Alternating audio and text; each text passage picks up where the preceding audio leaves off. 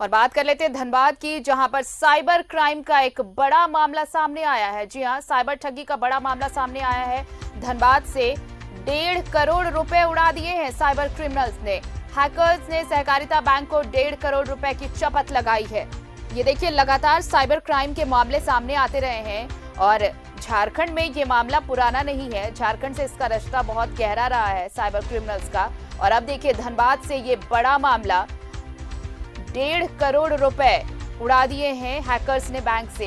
Bank मोड़ स्थित axis bank शाखा में कोऑपरेटिव बैंक का खाता है, जिससे ये पैसे उड़ाए गए हैं।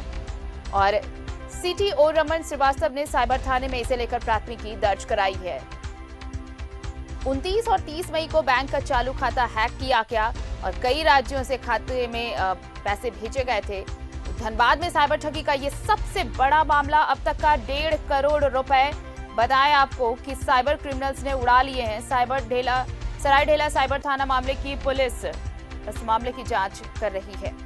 तो साइबर ठगी का बड़ा मामला, अब तक का बड़ा मामला, धनबाद में 1.5 करोड़ रुपए उड़ा दिए हैं क्रिमिनल्स ने। ज्यादा जानकारी के लिए बात करते हैं सहयोगी अभिषेक से। इस वक्त हमारे साथ फोन लाइन पर जुड़े हुए हैं। अभिषेक, धनबाद में अब तक का साइबर क्राइम का ये बड़ा मामला, 1.5 करोड़ रुपए, वो भी बैंक के खाते से। जी बिल्कुल सही कहा आरती कि ये धनबाद के किसी भी बैंक का अगर कहें कि फर्जीवाड़ा का, ठगी का ये सबसे बड़ा मामला है। और साइबर हैकरों का ये तरह से कहें कि ये उनका जाल कितना बड़ा है, नेटवर्क कितना बड़ा है, उसका परिणाम आप देख सकती हैं कि किस प्रकार से उन्होंने विभिन्न 19 खातों में राशि को ट्रांसफर किए हैं, वो भी आरटीजीएस किए हैं। तो अब देखना होगा कि इसमें बैंकों की भी मिलीभगत है या सिर्फ हैकरों ने अपने स्वयं से इस पूरी करतूत को अंजाम दिया है। पूरे मामले को एक बार फिर से आपको तफसील कर दें कि धनबाद का जो कोऑपरेटिव बैंक है उसका खाता एक्सिस बैंक में है, बैंक मोड़ शाखा में। और वहां पे बताया जा रहा है कि 19 खातों में ये विभिन्न राज्यों के अलग अलग खाता में, जिसमें जो मेरे पास डाटा है उसमें इकबाल आलम गोरखपुर का है, ये संगमा मेघालय का है, दिव्या कांति बेंगलुरु का है, आईटी कृष्णा मिजोरम का है, इस तरह से अलग अलग, गाजियाबाद का है, गोरखपुर है, नैनीताल, बेंगलुरु, और इस तरह से अलग अलग राज्यों में ये विभिन्न खातों में पैसे भेजे गए। अब सवाल यह कि ये पैसे किस किस वक्त में भेजे गए हैं, तो बताया जा रहा है कि 29 और 30 मई को कोऑपरेटिव बैंक के चालू खाते से ये सभी पैसे आरटीजीएस किए गए हैं। और कोऑपरेटिव बैंक को जब भनक लगी तो उसने एक्सिस बैंक के प्रबंधक को जानकारी दी। हालांकि एक्सिस बैंक शुरुआती दौर पे जो पत्राचार किया गया था उसने कोई कार्रवाई नहीं किया।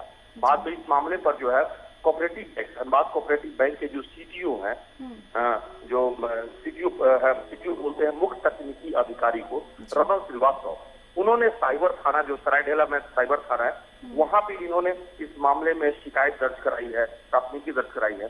तब जाकर जो साइबर डीएसपी है सुमित सौरभ लकड़ा, वो इस पूरे मामले में कोऑपरेटिव बैंक पहुंचकर पूरे मामले की छानबीन कर रहे हैं। तो ये मामला जो है अब गंभीर है, क्योंकि सीटीओ ने जो पुलिस को बताया कि कोऑपरेटिव बैंक की ऑनलाइन एंट्री के आधार पर एक्सिस बैंक से संबंधित लोगों के खाते से आरटीजीएस होता है। 30 मई को ये फर्जी आरटीजीएस की जानकारी मिली और ये 19 एंट्री ऑपरेटिव बैंक से नहीं की गई है और न ही भुगतान के लिए एक्सिस बैंक को अधिकृत किया गया है। फिर सवाल है कि ये एक्सिस बैंक ने उनको भुगतान किया कैसे, तो फिर ये गंभीर मामला है। और इसीलिए इस एंट्री में अवैध एंट्री दिखाई गई है और पैसे का जो है वहां पे भुगतान भी दिया गया है कि नगद निकासी हुआ है। उस पैसे एक का जो पेज समझ में आ रहा है अब अभिषेक, अगर आप देखें तो ये 2 दिनों का मामला है। 29 और 30, 2 दिनों की बात सामने आ रही है कि जब ये ट्रांजेक्शन हुए हैं।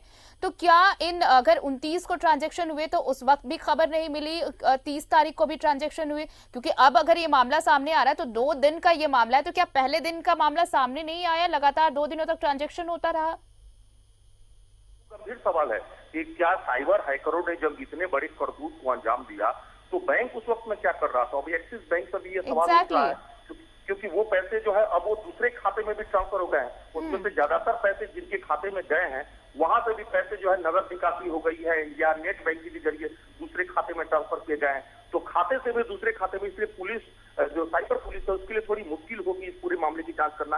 लेकिन फिर भी ये मामला साइबर जो है अब अगर चाहेगी तो राज्य के किसी भी कोने में अगर अपराधी कितना भी शातिर हो जरूर पकड़े जाएंगे। आज नहीं तो कल पकड़े जाएंगे। लेकिन यही है, ये पूरे मामले में नेटवर्क पूरे देश देश भर के जो साइबर ठगी, और देखिए सबसे बड़ी बात है कि साइबर ठगी का मामला धनबाद में पहले से भी आते रहे हैं। जामताड़ा इसका सबसे बड़ा केंद्र बिंदु रहा। आपको याद होगा कि पूरे देश में जामताड़ा ठगी के लिए पूरे देश और दुनिया में सबसे ज्यादा जाना जाता रहा है। लेकिन तो हाल में जिस तरह से बैंकों से ये ठगी हुई है और आम लोगों का पैसा, ये पैसा जो है बैंक के खाते में जो रखे गए हैं, वो पैसे दूसरे अलग अलग बैंकों में गए हैं। इसका मतलब यह है कि आर्थिक अपराध के मामले में लगातार ये वृद्धि हो रही है और हैकर जो है किसी न किसी को कभी मैसेज करके मोबाइल के जरिए दूसरे लोगों कभी ग्राहकों के उड़ाते रहे। लेकिन अब बैंकों के खाते से अगर पैसा उड़ा लेना, ये बहुत गंभीर मामले हैं। चलिए, अब तो ये देखना होगा कि जांच में क्या कुछ खुलासा हो पाता है। अभिषेक, क्या बैंक कर्मियों की भी मिलीभगत है या फिर हैकर्स ने इस पूरी घटना को अंजाम दिया है? ये पूरे 1.5 करोड़ की जो चपत लगाई है, ये तो अब जांच के बाद ही पता चल पाएगा। शुक्रिया आपका तमाम जानकारी के लिए।